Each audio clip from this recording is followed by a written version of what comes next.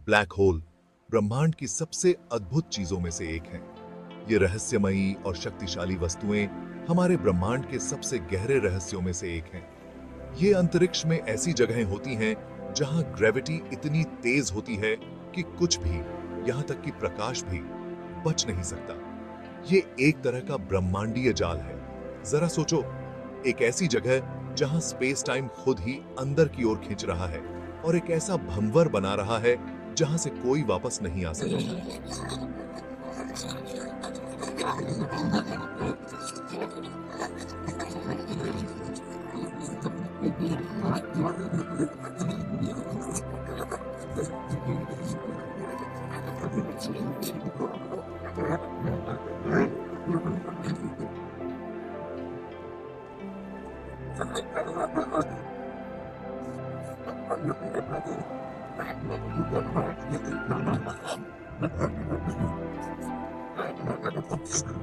Gravity को समझने का हमारा नजरिया ही बदल दिया। उनके हिसाब से ग्रेविटी कोई फोर्स नहीं है, बल्कि स्पेस टाइम के फैब्रिक में एक तरह का मुड़ाव है जो बड़ी बड़ी चीजों की वजह से होता है। ब्लैक होल इसी मुड़ाव का सबसे एक्सट्रीम रूप है, जहां स्पेस टाइम अपनी हद तक झुक जाता है। रहस्यमय होने के बावजूद ब्लैक होल सिर्फ थ्योरी की बातें नहीं है। एस्ट्रोनॉमर्स ने इनके होने के काफी सबूत इकट्ठा कर लिए हैं। ये सबूत हमें इनके आसपास घूमने वाले तारों और गैस के बर्ताव से मिलते हैं। पहले यह माना जाता था कि ये चीजें बस गणित की कल्पना है, लेकिन अब माना जाता है कि गैलेक्सियों, यहां तक कि हमारी अपनी आकाश गंगा के विकास में भी इनका बहुत बड़ा रोल है। ब्लैक होल की स्टडी ब्रह्मांड के सबसे एक्सट्रीम माहौल की एक झलक देती है, जहां भौतिकी के नियम, जैसा कि हम जानते हैं, अपनी सीमा तक धकेले जाते हैं। इन रहस्यमय चीजों के राज खोलकर हम उस ब्रह्मांड और इसे नियंत्रित करने वाले बुनियादी नियमों की गहरी समझ हासिल करने की उम्मीद कर सकते हैं, जिसमें हम रहते हैं। ब्लैक होल्स के अध्ययन से हमें यह भी समझने में मदद मिलती है कि ब्रह्मांड कैसे काम करता है और इसके मूलभूत सिद्धांत क्या हैं। यह हमें यह जानने का मौका देता है कि हमारे ब्रह्मांड के सबसे गहरे रहस्यों को कैसे सुलझाया जा सकता है। ब्लैक होल्स के अध्ययन से हमें यह भी पता चलता है कि ब्रह्मांड में कितनी विविधता और जटिलता है। यह हमें यह समझने में मदद करता है कि हमारे ब्रह्मांड के सबसे गहरे रहस्यों को कैसे सुलझाया जा सकता है। एस्ट्रोनॉमर्स ने इनके होने के काफी सबूत इकट्ठा कर लिए हैं। ये सबूत हमें इनके आसपास घूमने वाले तारों और गैस के बर्ताव से मिलते हैं। ये सबूत हमें इनके आसपास घूमने वाले तारों और गैस के बर्ताव से मिलते हैं। यह हमें यह समझने में मदद करता है कि ब्लैक होल्स कैसे काम करते हैं और वे ब्रह्मांड में क्या भूमिका निभाते हैं। पहले यह माना जाता था कि ये चीजें बस गणित की कल्पना है, लेकिन अब माना जाता है कि गैलेक्सियों, यहां तक कि हमारी अपनी आकाश गंगा के विकास में भी इनका बहुत बड़ा रोल है। ब्लैक होल की स्टडी ब्रह्मांड के सबसे एक्सट्रीम माहौल की एक झलक देती है, जहां भौतिकी के नियम, जैसा कि हम जानते हैं, अपनी सीमा तक धकेले जाते हैं। इन रहस्यमय चीजों के राज खोलकर हम उस ब्रह्मांड और इसे नियंत्रित करने वाले बुनियादी नियमों की गहरी समझ हासिल करने की उम्मीद कर सकते हैं, जिसमें हम रहते हैं। ब्लैक होल्स के अध्ययन से हमें यह भी समझने में मदद मिलती है कि ब्रह्मांड कैसे काम करता है और इसके मूलभूत सिद्धांत क्या हैं। यह हमें यह जानने का मौका देता है कि हमारे ब्रह्मांड के सबसे गहरे रहस्यों को कैसे सुलझाया जा सकता है। इन रहस्यमय चीजों के राज खोलकर हम उस ब्रह्मांड और इसे नियंत्रित करने वाले बुनियादी नियमों की गहरी समझ हासिल करने की उम्मीद कर सकते हैं, जिसमें हम रहते हैं। हमारे सूरज जैसे तारे हमेशा के लिए नहीं रहते। इनका जन्म होता है, ये अपनी जिंदगी जीते हैं और आखिरकार मर जाते हैं। यह एक प्राकृतिक प्रक्रिया है जो ब्रह्मांड के संतुलन को बनाए रखती है। एक तारे का जीवन चक्र न्यूक्लियर फ्यूजन, ग्रेविटी और एलिमेंट्स के ट्रांसम्यूटेशन की एक दिलचस्प कहानी है। यह प्रक्रिया अरबों वर्षों तक चलती है। एक तारे का जन्म गैस और धूल के एक बादल के ढहने से होता है, जिसे नेबुला कहा जाता है।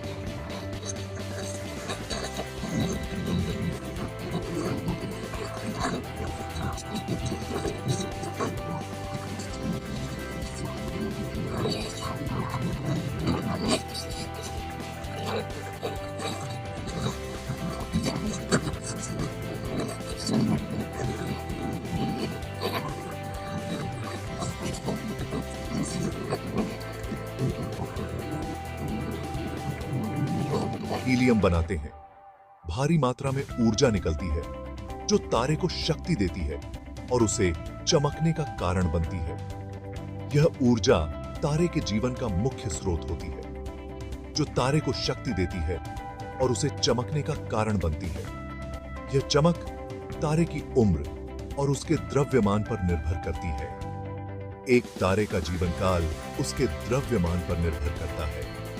बड़े तारे छोटे तारों की तुलना में अधिक ऊर्जा का उत्पादन करते हैं। विशाल तारे ज्यादा चमकदार और गर्म होते हैं और वे अपने छोटे साथियों की तुलना में अधिक तीव्रता से जलते हैं। असामठी होम के मध्य केशी और कोई आए अपने छोटे साथियों की तुलना में बहुत तेजी से अपने परमाणु ईंधन को खत्म कर देते हैं। यह प्रक्रिया उन्हें अधिक अस्थिर बनाती है।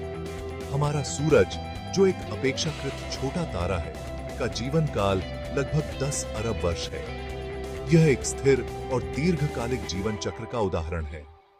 दूसरी ओर, विशाल तारे केवल कुछ मिलियन वर्षों तक ही जीवित रह सकते हैं। वे अपने जीवन के अंत में सुपरनोवा के रूप में विस्फोट करते हैं। जैसे जैसे एक तारा अपने जीवन के अंत के करीब पहुंचता है, उसके कोर में हाइड्रोजन ईंधन खत्म होने लगता है।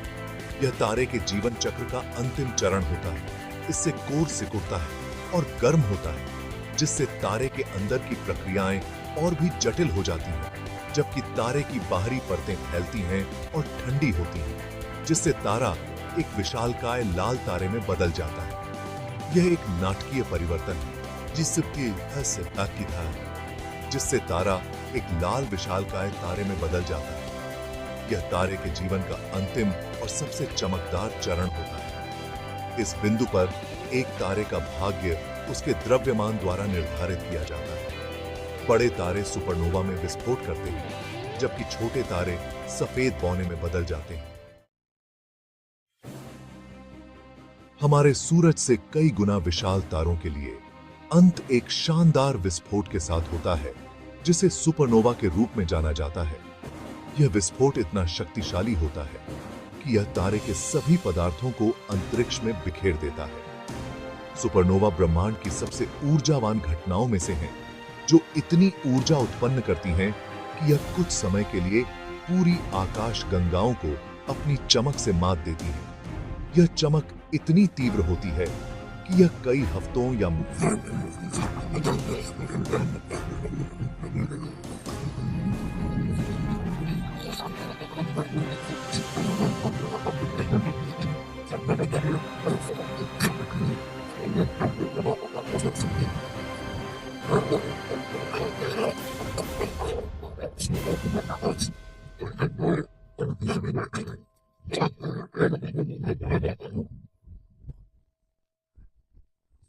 रूप से तेजी से होता है, 1 सेकंड के 1 अंश में। यह प्रक्रिया इतनी तीव्र होती है कि यह तारे के कोर को न्यूट्रॉन स्टार या ब्लैक होल में बदल सकती है। 1 सेकंड के 1 अंश में कोर अंदर की ओर गिर जाता है, जबकि तारे की बाहरी परतें सदमे की लहर में हिंसक रूप से अंतरिक्ष में फैल जाती हैं। कोर अंदर की ओर गिर जाता है और यह प्रक्रिया इतनी तीव्र होती है कि यह तारे के कोर को न्यूट्रॉन स्टार या ब्लैक होल में बदल सकती है, जबकि तारे की बाहरी परतें सदमे की लहर में हिंसक रूप से अंतरिक्ष में फैल जाती हैं। यह विस्फोट वही है जिसे हम सुपरनोवा के रूप में देखते हैं। यह विस्फोट वही है जिसे हम सुपरनोवा के रूप में देखते हैं। यह विस्फोट इतना उज्जवल होता है कि यह कई हफ्तों या महीनों तक दिखाई दे सकता है। आकाश गंगाओं के विकास में सुपरनोवा महत्वपूर्ण भूमिका निभाते हैं। वे नई तारों और ग्रहों के निर्माण के लिए आवश्यक तत्वों को वितरित करते हैं। वे इंटरस्टेलर माध्यम को भारी तत्वों, ग्रहों और स्वयं जीवन के निर्माण खंडों के साथ सीडिंग के लिए जिम्मेदार है।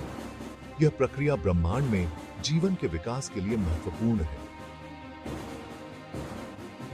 सुपरनोवा के बिना हमारा अपना सौर मंडल और हमारे ग्रह और हमारे शरीर को बनाने वाले तत्व मौजूद नहीं होंगे। यह विस्फोट ब्रह्मांड में जीवन के लिए आवश्यक तत्वों को वितरित करता है। सुपरनोवा न केवल विनाशकारी घटनाएं हैं, बल्कि ब्रह्मांडीय फाउंड्री भी हैं, जो जीवन के लिए आवश्यक तत्वों को बनाती हैं, जैसा कि हम जानते हैं। हमारे रक्त में आयरन, हमारी हड्डियों में कैल्शियम और हम जो ऑक्सीजन सांस लेते हैं, हमारे रक्त में आयरन, हम अभी हमारी हड्डियों में कैल्शियम और हम जो ऑक्सीजन सांस लेते हैं, वह सब मरते हुए तारों के उग्र हृदय में पैदा हुए थे। और हम जो ऑक्सीजन सांस लेते हैं, वह सब मरते हुए तारों के उग्र हृदय में पैदा हुए थे। यह प्रक्रिया ब्रह्मांड में जीवन के विकास के लिए महत्वपूर्ण है। वह सब मरते हुए तारों के उग्र हृदय में पैदा हुए थे। सुपरनोवा के बिना जीवन, जैसा कि हम जानते हैं, संभव नहीं होता। सबसे विशाल सितारों के लिए सुपरनोवा के दौरान कोर का ढहना कहानी का अंत नहीं है। यदि कोर पर्याप्त विशाल है, तो गुरुत्वाकर्षण इसे संकुचित करना जारी रखेगा, यहां तक कि प्रकृति की सबसे बुनियादी ताकतों पर भी काबू पा लिया जाएगा। कोर अनिश्चित काल तक ढहता रहता है, एक असीम रूप से घने बिंदु का निर्माण करता है, जिसे सिंगुलैरिटी के रूप में जाना जाता है। यह सिंगुलैरिटी स्पेस टाइम के एक क्षेत्र से घिरा हुआ है, जहां